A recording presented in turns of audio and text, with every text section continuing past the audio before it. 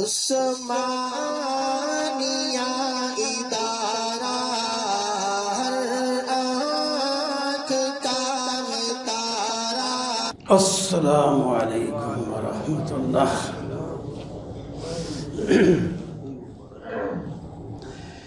الحمد للہ وکفى والصلاة والسلام على سید الرسل وخاتم الانبیاء، اما بعد فاعوذ باللہ من الشیطان الرجیم، بسم اللہ الرحمن الرحیم۔ ان اللہ یأمر بالعدل والإحسان، وقال النبي صلى الله تعالى عليه وسلم: إن أحب الناس إلى الله يوم القيامة وأقربهم منه مجلسا إمام عادل۔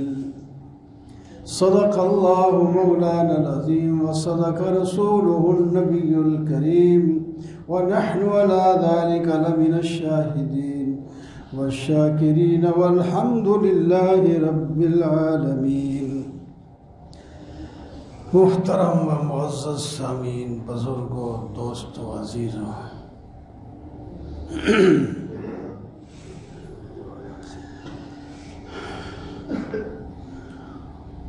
سورہ نحل کی ایک آیت جو بڑی جامع ہے، گزشتہ جمعہ پوری تلاوت کی تھی،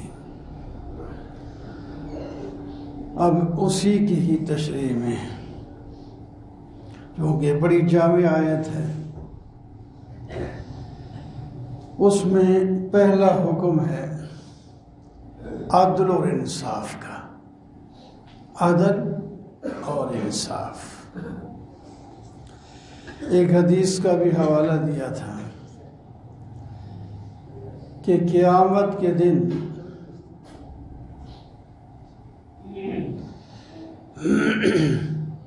جب کوئی سایہ نہیں ہوگا تو اللہ کی رحمت کے سائے میں 7 آدمی ہوں گے۔ اللہ کی رحمت کے سائے میں 7 آدمی ہوں گے۔ ان 7 خوش نصیبوں میں سے پہلا خوش نصیب امام عادل، یہ لفظ ہے حدیث پاک کے، امام عادل،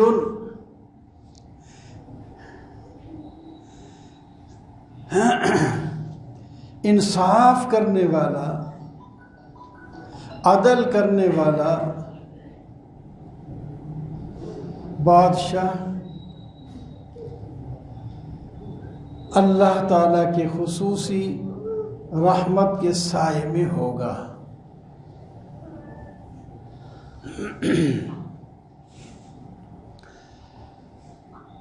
امام سے مراد بادشاہ ہے، اور بادشاہ وہ ہوتا ہے جو جس ملک کا بادشاہ ہے اس سے اوپر اور کوئی نہیں ہوتا۔ آج کل تو جمہوریت کے عہدے کچھ اور انداز میں ہو گئے ہیں، جمہوریت ہے، پھر کوئی وزیر اعظم ہے، کوئی فلاں ہے، مخالف چیزیں ہوتی ہیں، اس کو بھی ڈر ہوتا ہے کہ میرے خلاف بھی ہو سکتا ہے کام۔ لیکن اسلام میں جو بادشاہ بن جاتا ہے وہ جو ہے پوری طاقت والا ہوتا ہے، اس سے اوپر کوئی نہیں ہوتا، اور اس کو اتار ہی کوئی نہیں سکتا، ووٹ شوٹ نہیں ہوتے اس میں۔ پہلے حل و عقد والے لوگ بیٹھ کے ووٹ بھی نہیں ڈالتے ہو،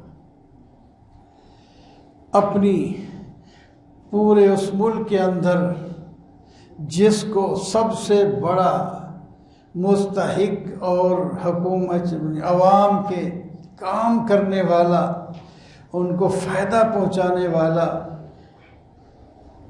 منصف مزاج، علم و عمل والا، وہ منتخب کر دیتے ہیں۔ بس جب وہ منتخب ہو گیا تو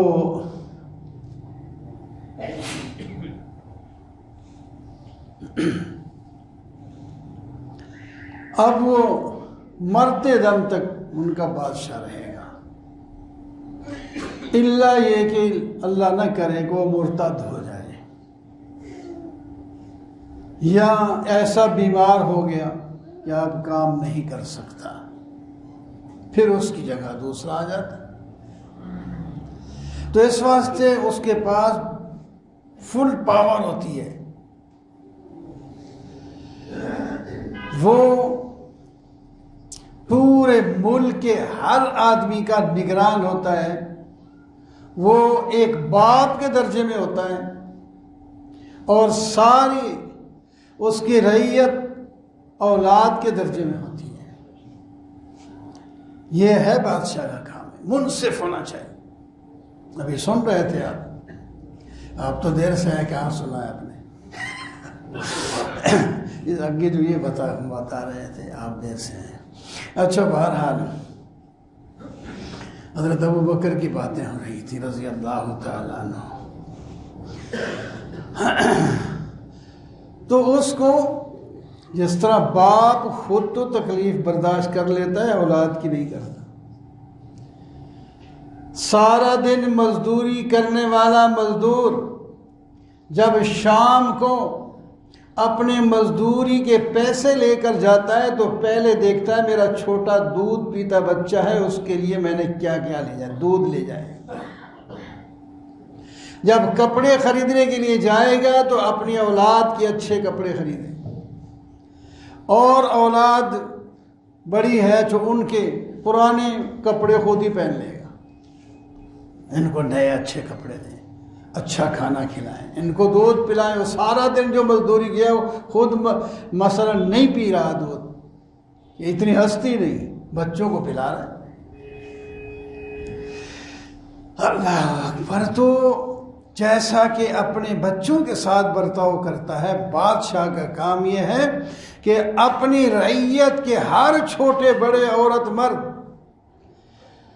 بیمار صحت مند عہدیدار کوئی بھی ہو، سب کا خیر خواہ بنے۔ دوسری حدیث میں آتا ہے الا کلکم راء وکلکم مسئول عن رعیتہ، تم میں سے ہر ایک رائی ہے، حاکم ہے، اور اس سے اس کی رعیت کے بارے میں پوچھا جائے گا۔ ان میں سے جو پہلا نام آتا ہے وہ بادشاہ کا آتا ہے۔ بادشاہ پورے ملک کا ذمہ دار ہوتا ہے، پورے ملک کا ذمہ دار ہوتا ہے۔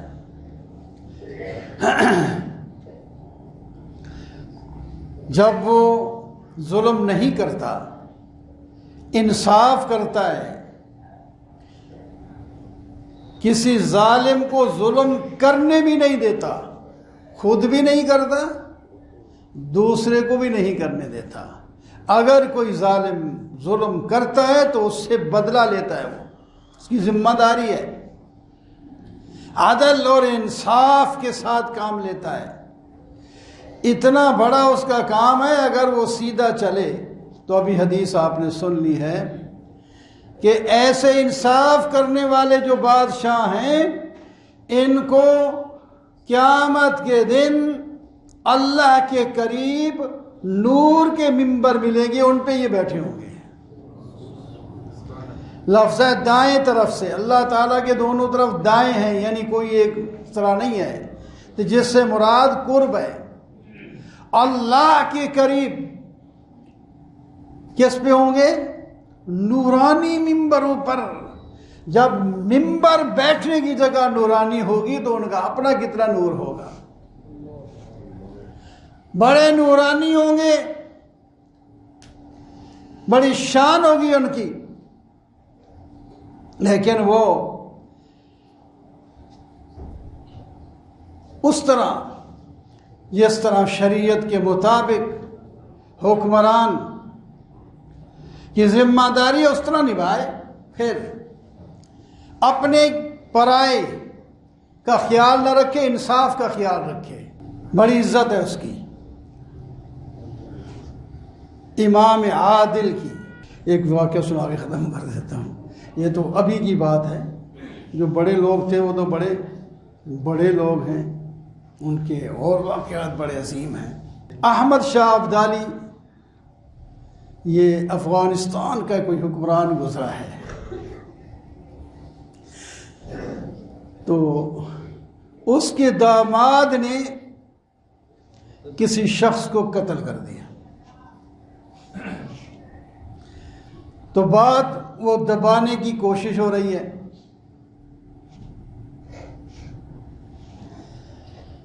بادشاہ تک بات پہنچ گئی، قاضی کو انہوں نے کہا فیصلہ کرو آپ اس کے بارے میں۔ انہوں نے فیصلہ کر دیا کہ قتل میں اس کا قصاص اس سے لیا جائے گا۔ فیصلہ ہو گیا۔ اب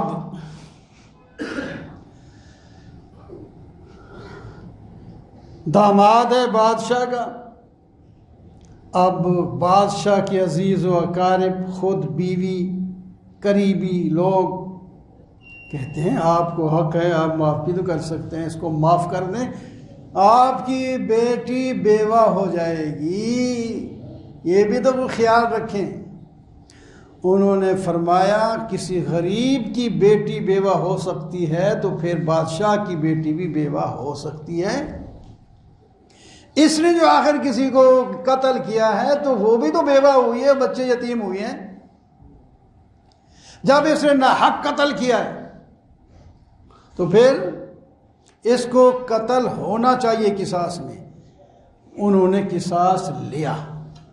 اب جب اپنے داماد سے قصاص لے لایا تو کس کو اب ضرورت مندی ہوگی آئندہ کہ کسی کو معافی نہیں ہوتی، اپنے قریبی رشتہ داروں کو۔ قاضی شریح وہ تابعی ہیں، ان کے زمانے میں ان کے بیٹے نے بات کی، ابو میرا فلاں شخص سے مقدمہ ہے، اور مقدمے کی یہ نوعیت ہے اگر آپ میرے حق میں فیصلہ کریں تو میں وہ آپ کی عدالت میں وہ مقدمہ پیش کر دیتا ہوں۔ سنا دیا کہ سن لیا، فرمایا مقدمہ لے آؤ۔ یہ نہیں کہا کہ میں آپ کے حق میں کروں جدھر بھی کروں گا، لاؤ مقدمہ پیش کرو۔ جب مقدمہ پیش ہوا، جب مقدمہ پیش ہو گیا تو انہوں نے سن کر فیصلہ دوسرے کے حق میں کر دیا، بیٹے کے خلاف۔ ابا جی میں نے تو پہلے آپ کو بتائی تھی نوعیت مقدمے کی، اگر میرے خلاف ہی ہونا تھا فیصلہ تو میں مقدمہ دائر ہی نہ کرتا، میری بےعزتی اور میں شرم اس طرح ہو گئی، پریشانی۔ فرمایا اگر میں تجھے کہتا تو پھر اس بندے کا حق رہ جاتا نا، مقدمہ نہ آتا میرے پاس تو اس کو تو حق نہ ملتا۔ اب آئے ہو تو میں نے فیصلہ کر دیا، حق والے کو حق مل گیا۔ اس قسم کے قاضی ہوں، فیصلہ کرنے والے ہوں، اور اس قسم کے حکمران ہوں جو انصاف کرنے والے ہوں، اپنی پارٹی کا بندہ ہے یا دوسری پارٹی کا بندہ ہے، رشتہ دار ہے یا غیر رشتہ دار ہے، دوست ہے یا دشمن ہے، انصاف کا تقاضا یہ ہے جس کا حق ہے اس کو ملنا چاہیے۔ بس جب کوئی یہ کام کرے گا بادشاہ، جب بادشاہ ایسا ہوگا پھر نیچے والے بھی ایسے ہوتے ہیں۔ جس طرح یہ ہے نا، جیسے لوگ ہوں ویسے ہی بادشاہ ہوتا ہے۔ یہ بھی دیکھ، اعمالکم امالکم، وہ یہ لفظ ہے، تمہارے جیسے عمل ہوں گے اسی طرح کے تمہارے بادشاہ بھی ہوں گے۔ اور ساتھ یہ بھی تو ہے الناس علی دین ملوکہم، لوگ اپنے بادشاہوں کے طور طریقہ پہ ہوتے ہیں۔ اگر وہ منصف ہیں تو عوام میں بھی انصاف آئے گا، وہ سچے ہیں تو عوام میں بھی سچائی آئے گی۔ درد مند ہیں، درد رکھتے ہیں دوسرے کا، تو عوام میں بھی یہ چیز چلے گی۔ الناس علی دین ملوکہم، صرف عوام پہ بار بار لگے رکھتے ہیں جی ہم ایسے ہیں تو اس واسطے ہمارے حکمران بھی ایسے ہیں۔ ادھر تو ہمیں لوگوں کے بارے میں نہیں کہا، اعمال کے بارے میں کہا ہے، اعمالکم اموالکم، تمہارے جیسے اعمال ہوں گے اس میں وہ بادشاہ بھی ہیں، عوام بھی ہیں، سارے ہیں، جیسے تمہارے اعمال ہوں گے ویسے تمہیں حکمران ملیں گے۔ اس واسطے جب جج اس کو اپنا وہ جو حجاج بن یوسف کو کسی نے کہا تھا تو ہمارے اوپر کیا مسلط ہو گیا ہے، اس ممبر پر کے بیٹھا اس نے کہا یہ تمہارے اعمال ہیں، اگر میں مر بھی جاؤں تو تمہارے ایسے اعمال ہوئے تو مجھ سے بھی بدتر تمہارے اوپر آئے گا۔ اعمال جیسے ہوں گے ویسے ہی ہو، بادشاہ بھی آتے ہیں، اور جیسا بادشاہ ہوتا ہے پھر عوام ویسے ہو جاتے ہیں۔ یہ بھی ہے، وہ آ کر محنت کرے تو وہ اگر سیدھا چلتا ہے تو عوام بھی سیدھی ہو جائے گی سب۔ پھر حضرت عمر کے زمانے میں وہ بچی جو ماں کہتی ہے دودھ میں پانی تھوڑا سا ملا دیجئے، حضرت عمر نے روکا ہے، بچی کہتی ہے چھوٹی، ہاں عمر یار کہاں عمر یہاں دیکھنے والا ہے، کہاں ہے؟ انہوں نے کہا عمر نہیں دیکھ رہے تو عمر کا خدا تو دیکھ ہی رہا ہے۔